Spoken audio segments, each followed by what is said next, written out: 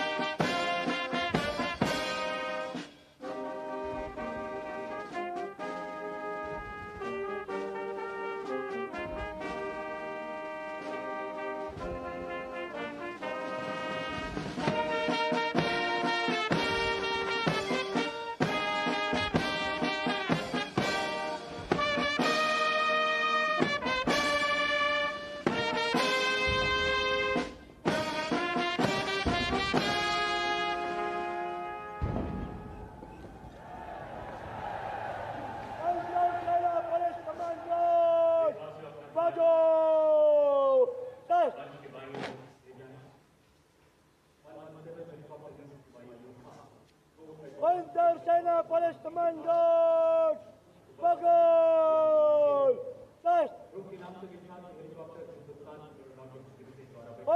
सेना police command guard बल चलेगा बल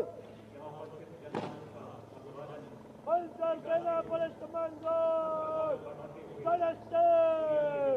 राष्ट्रीय ध्वज फहराया गया है और राष्ट्रीय ध्वज गार्ड के जवान इस समय लाल किले की प्राचीर के सामने से प्रस्थान कर रहे हैं और यहां पर वायु विचरण करते हुए नजर आ रहे हैं 2 advance light helicopter line astern formation में, जहां पर विंग कमांडर अंबर अग्रवाल और विंग कमांडर राहुल नैनवाल पुष्प वर्षा कर रहे हैं उपस्थित जन समूह पर।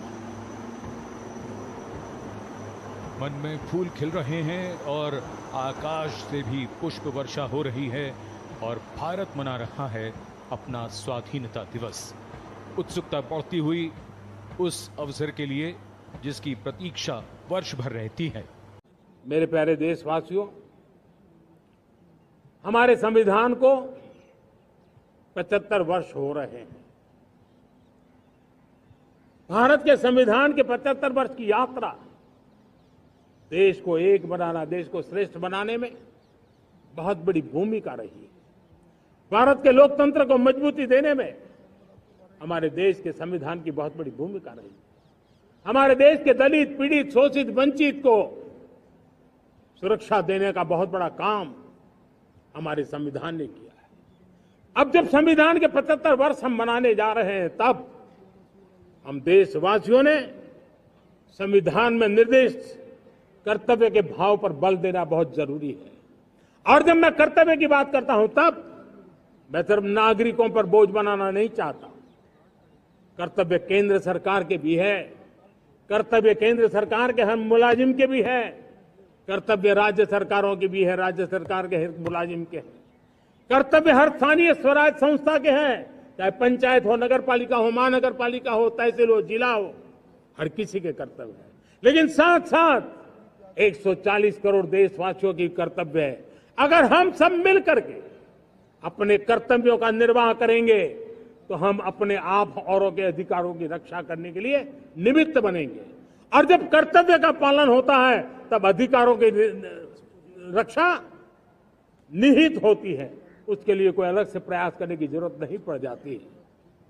मैं चाहता हूं कि हमारे इस भाव को लेकर के हम चलेंगे, हमारा लोकतंत्र भी मजबूत होगा, हमारा सामर्थ्य और बढ़ेगा और हम एक नई शक्ति के साथ आगे बढ़ेंगे।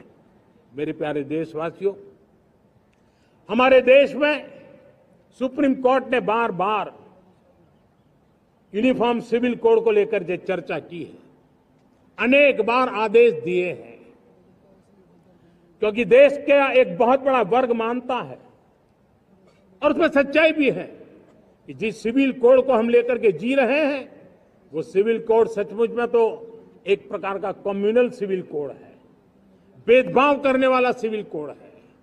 ऐसे सिविल कोड से जब संविधान के 75 वर्ष मना रहे हैं और संविधान की भावना भी जो हमें कहती है करने के लिए देश की सुप्रीम कोर्ट भी हमें कहती है करने के लिए।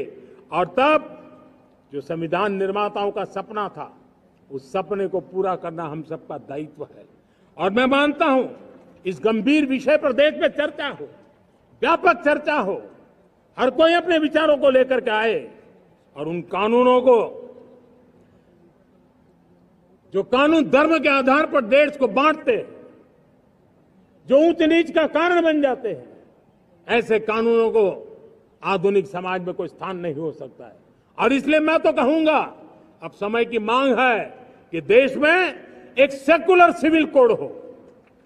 हमने कम्युनल सिविल कोड में 75 साल बिताए हैं, अब हमें सेक्युलर सिविल कोड की तरफ जाना होगा। और तब जाकर के देश में धर्म के आधार पर जो भेदभाव हो रहे हैं, सामान्य नागरिक को जो दूरी महसूस होती है, उससे हमें मुक्ति मिलेगी। मेरे प्यारे देशवासियों, जब मैं देश में एक चिंता हमेशा कहता हूं, परिवारवाद, जातिवाद भारत के लोकतंत्र को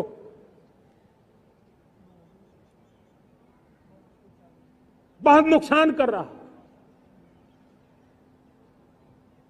देश को, लोक राजनीति को हमें परिवारवाद और जातिवाद से मुक्ति दिलानी होगी।